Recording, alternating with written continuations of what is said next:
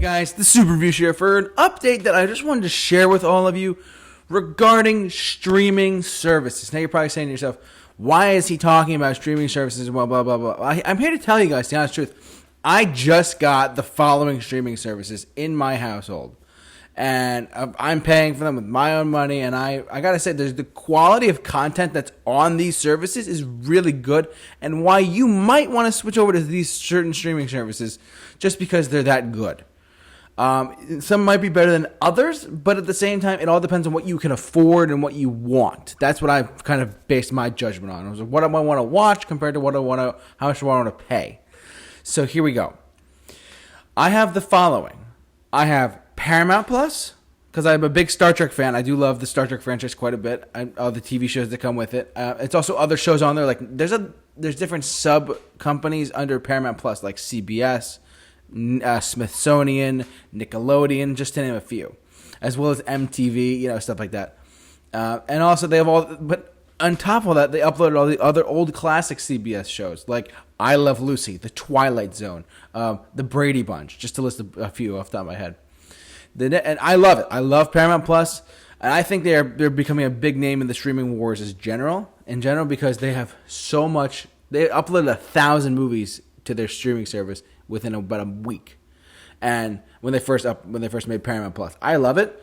Plus, we can watch the local CBS News, the national news, as well as our local news at the same time. So if you're wondering how am I going to watch the evening news, or how am I going to watch the evening the national news, like CBS like national news or local news, Paramount Plus, you can tune into your local city, and you can watch your news station on Paramount Plus. That's a big thing for me. Now, another thing we just got, I personally pay with my money, my own money, is HBO Max. HBO Max is Warner Brothers streaming service, and they have a ton of incredible films, Netflix shows, etc. on there, and I love it. I love HBO Max. The experience I've had with HBO Max so far has been great. I finally watched rewatched the extended cut of Batman vs. Superman: Dawn of Justice, the ultimate cut, not the theatrical cut, the ultimate cut. And I got to tell you, the ultimate cut is just that much more better than the theatrical, because they had to squeeze it into theaters, whereas Endgame kind of proved you don't have to do that. But that's years apart from each other.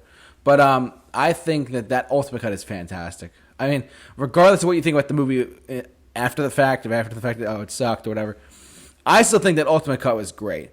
And I watched the whole thing. It was like 3-hour long movie, but it was awesome. And they're doing so much more other DC-related properties on it, like Watchmen's going there, the TV show.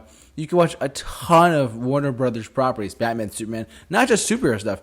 You can also watch, like, Friends is on there, as far as I know. You can watch other classic films. And what I mean by classic films, I don't just mean, like, you can just watch, like I'll give you an example. On Paramount Plus, they have the 1950s and 50s and 60s films of War of the Worlds, of West Side Story is on there. Like, there's the fact that they uploaded all these other incredible not just original content, but all their other films as general, is a big step up from cable, to be honest with you.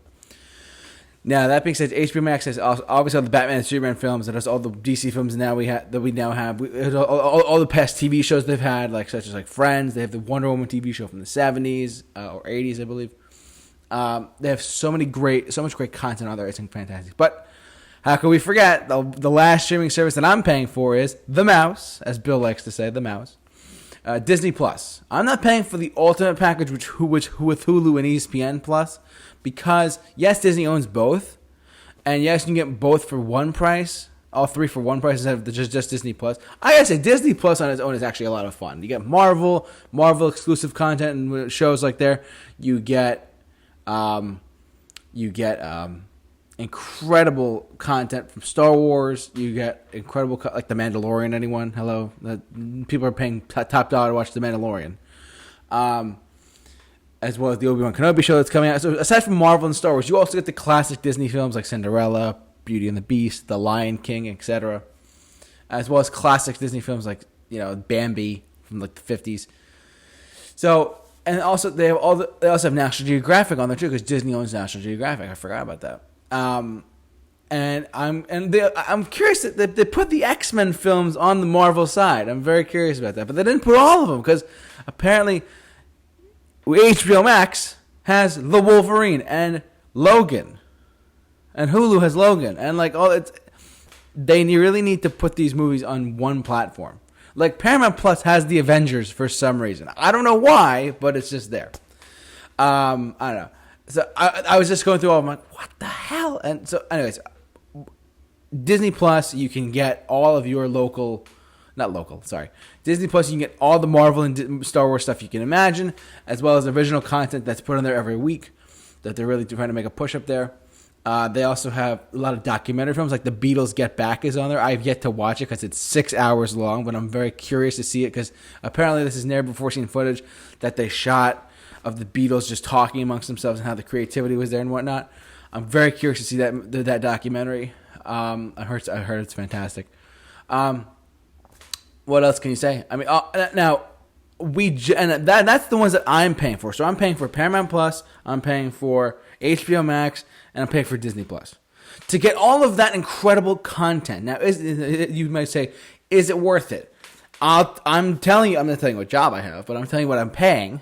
I'm paying, I believe it was $10 a month for Paramount Plus. Okay? Paramount Plus. I stopped getting ads because I'm paying for the non-ad payment for Paramount Plus.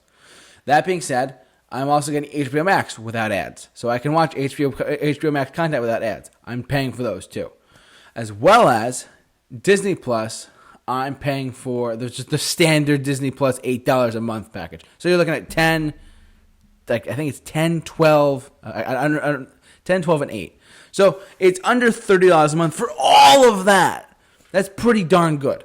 Now, my dad comes up to me and says, hey, how about we get Peacock so we can not only watch the news at night, but why don't we also get Peacock? Horrible name, by the way, for NBC, just saying. I know it's the actual emblem, but still. Peacock has The Office. It has Parks and Rec. It has a ton of other great shows on there that NBC is famously known for.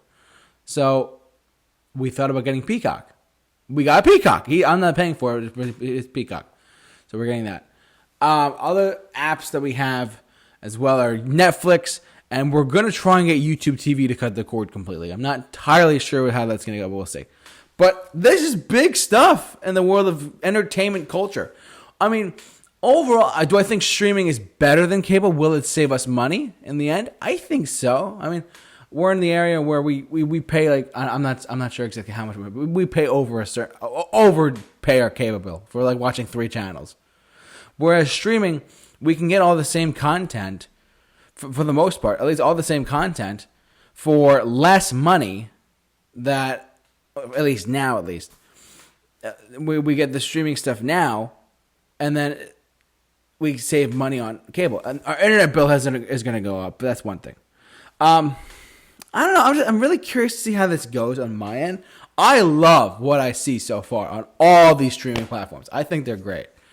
I made the switch.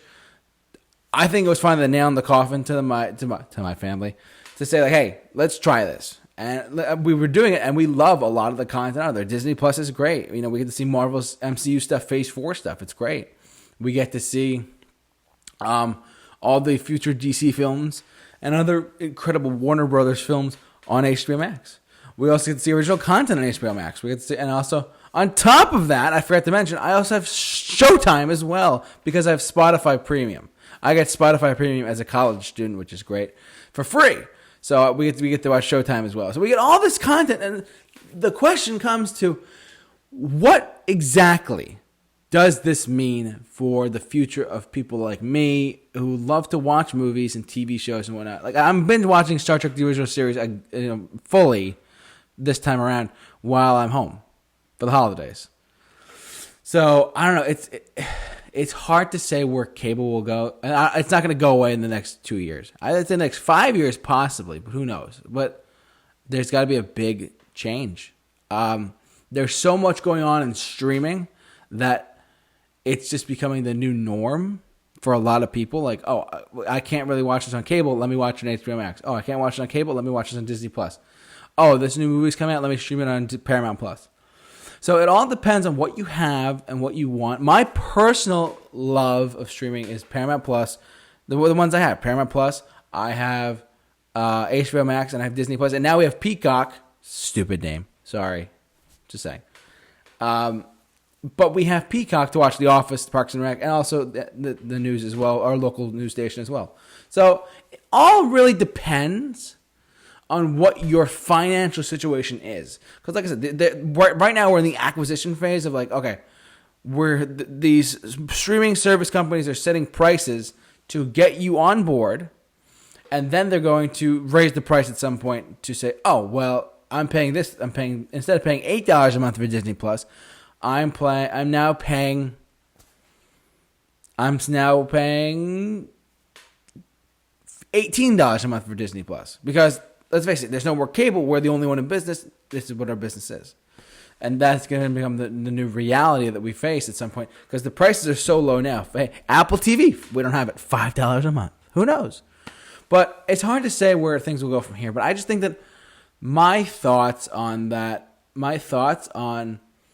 this whole streaming situation that I just got myself into is great. I love the content. I'm very satisfied with it. I think that it's very good. We can also get local TV on it as well without turning on the cable box, which is great. So who knows? We'll have to wait and see. But yeah. So what do you guys think? Are you a streamer? Do you like this stuff? Have you cut the cord yet? Have you talked to your relatives, your family? Say, hey, I'm going to get this, and this. What do you guys think about that? Jump down in the comment section below. Share your thoughts on the streaming services war or whatever. And please let me know what you guys are thinking about there in the comment section below. I'd love to hear your thoughts. But for all of your videos on streaming services, keep it locked on The Super Review Show. The J-Man is off to rock. We'll see you guys later, and keep streaming.